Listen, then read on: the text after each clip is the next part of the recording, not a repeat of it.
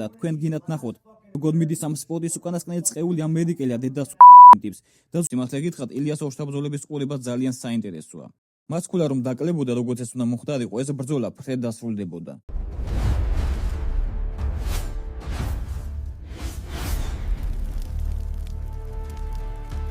UFC მსუბუქი წონითი დივიზიონის მებრძოლი მარიო ბაუტისტა პრომოუშენს თავაზობს პიოტრ იანის ოქტაგონში დაბრუნებამდე დროებითი ქამარი გაათამაშონ, რომლისთვისაც თავად ბაუტისტა და მერაბ დვალიშვილი იჭყობებენ.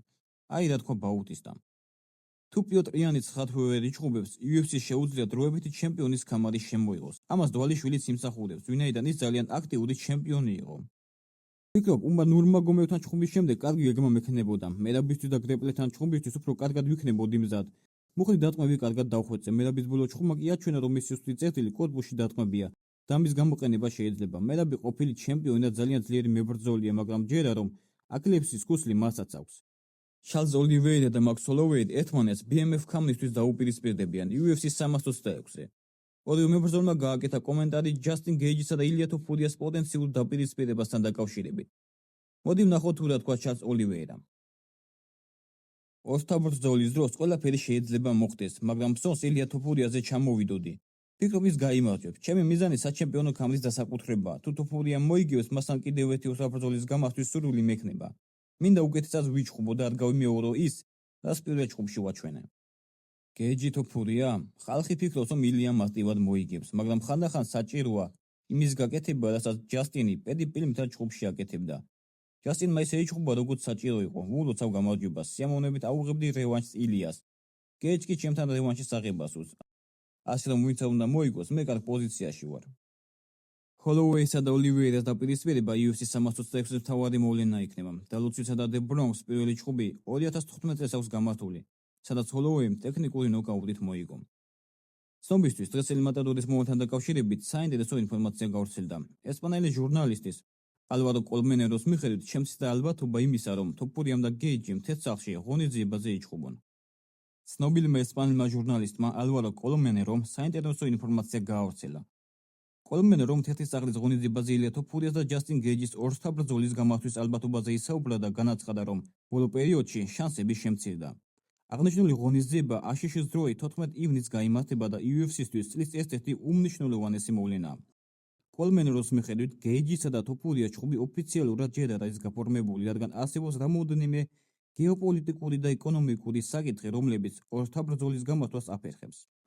არაა დარწმუნებული დონალდ ტრამპის მრჩევლებისთვის კომფორტული იყოს ის ფაქტი, რომ თეთრი სახლის ღონისძიებაზე ქართულ ესპანელმა მებრძოლმა იჭყობოს. მით უფრო რომ ეს შექმნის სიტუაციას, რომელშიც ამერიკელი ვარსკვლავის დანოკაუტების შანსი მაღალი იქნება. მათი მიზანია ამერიკული ინტერესები მაქსიმალურად პოზიტიურად წარმოჩნდეს და სწორედ ამის გარშემო იქნება სტრუქტურა აგებული. განაცხადა კოლმენერომ. ესპანელი ჟურნალისტი აქვე ამბობს, რომ თუ ილიამ და გეიჯიმ თეთრი სახლის ღონისძიებაზე ვერ იჭყობეს, მათი ორთაბრძოლა ივნისის ბოლოს International Fight Week-ის დროს გაიმართება. როგორც მოგეხსენებათ, გეიჯი მსუბუქი წონით დივიზიონის დროებითი ჩემპიონია. ელ მატადორი კი მოქმედი ჩემპიონი და მათ აბსოლუტური ჩემპიონის ვინაობა უნდა გამოავლინონ. აქვე კომენტარი გააკეთა იან გერიმ თოფურია მახაჩევის შესაძლო დაპირისპირებაზე. თოფურია მახაჩევი UFC-ის ისტორიაში ყველაზე დიდი ბრძოლა იქნება, მაგრამ ორგანიზაციის შეფები ილიას წონის შეცვლის უფლებას არ მისცემენ და ისლამი დაბრუნდება მსუბუქ დივიზიონში. მათი დაპირისპირების ხილვა ძალიან მინდა, მაგრამ არ ამგონია შედგეს. UFC-ის საშუალო წონითი დივიზიონის ფრანგმა მებრძოლმა ნასურდინ იმამოვმა განაცხადა, რომ ხამზად ჩიმაევთა ქამრისთვის ჩხუბს მხოლოდ ის იმსახურებს. გავიგე, რომ შონ სტრიგლენდს შესაძლოა სატიტულო ჩხუბი მისცენ. ჩემთვის ეს არაფერს ნიშნავს. ერნანდესთან ჩხუბამდე სტრიგლენდმა დუპლესთან წააგო. ერთი მოგება და სატიტულო ჩხუბი, ეს ხომ მოაზრობაა. ჩემთვის ასეთი საუბრები არაფერს ნიშნავს. UFC-ში ქამრისთვის საჩხუბად მხოლოდ გრძელი ენა საკმარისი არაა. ჩვენს წონაში სატიტულო შანსს ყველაზე მეტად მე ვიმსახურებ. ზედიზედ 5 მოგება მაქვს, მათ შორის 3 საუკეთესო ათეულიდან. წელიწად ნახევრაში ტოპ 5-ის 2 მებრძოლი დავამარცხე. ასეთი რამ არავის გაუკეთებია, ამიტომ ქამრისთვის ჩხუბს მხოლოდ მე ვიმსახურებ.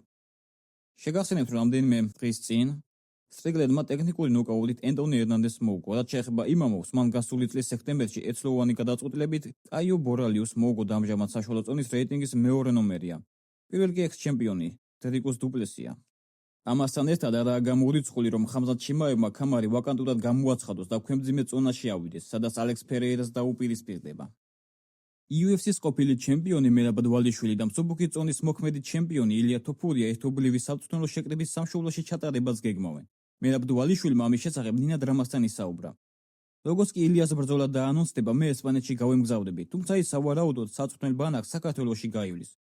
მან ეს ჯერ კიდევ მაშინ მითხრა, როცა ესპანეთში ვიყავი. თუ ასე მოხდება, შესანიშნავი იქნება. ილია თოფურიამ ბოლოს 2025 წლის ივნისში UFC 317-ზე იბრძოლა, სადაც ჩარლზ ოლივეირა პირველივე რაუნდში ნოკაუტით დაამარცხა. მის სანგარეშე 17 გამარჯვება და 0 მარცხი. მერაბ დვალიშვილი კი ოქტაგონზე ბოლოს 2025 წლის დეკემბერში პიოტრიანის წინააღმდეგ გამოვიდა. ამ ბრძოლაში მერაბი მსაჯების ერთსულოვანი გადაწყვეტილებით დამარცხდა და სუპერმსუბუქი დივიზიონის საჩემპიონო ქამარი დაკარგა.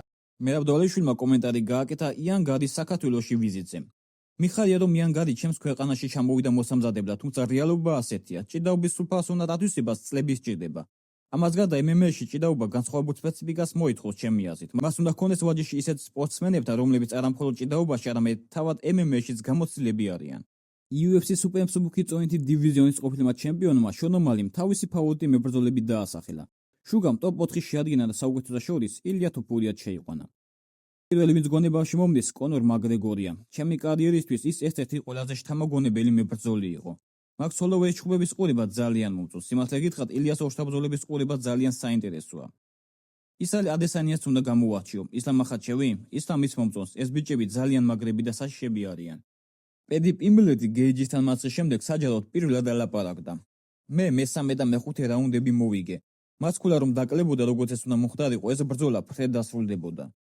განსაცილო არ არის ფაქტი, რომ ტრევორ ვიტმენს ხელთათმან ისეთი დიზაინი აქვს, რომელიც თვალში თითების ჩატყმებს აღკვეთს, მაგრამ დიზაინს UFC აცვლის. მებრძოლები კი ყველას თვალებში თითებს თხრიან. მერაბ დვალიშვილმა ამერიკულ ჭიდაობის ორგანიზაცია რავთან კონტრაქტი გააფორმა. ქართველი მებრძოლი აპრილში რალფ ნორვის მთავარ ბრძოლაში გამოვა. რალფ თავისუფალი სტილის ჭიდაობის ამერიკული ორგანიზაცია, სადაც მალე კიდევ ორი ქართველის დებიუტი შედგება, გივი მაჭარაშვილის და ვლადიმერ ხინჩეგაშვილის.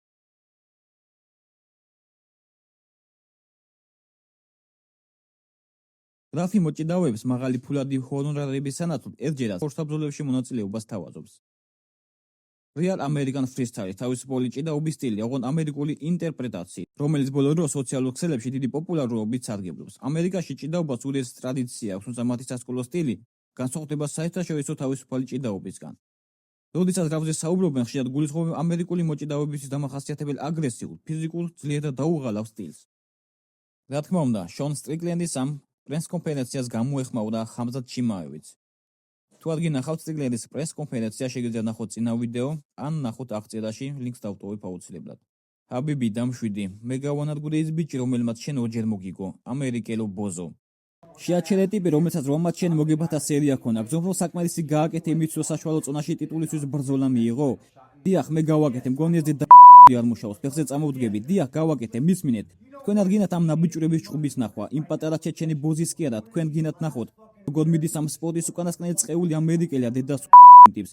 და ზუსტად ეგ მოხდება, რაც გავაკეთებ და შონ სტრიკლენდი ხამზად ჩიმავიდა სამაცხებლად.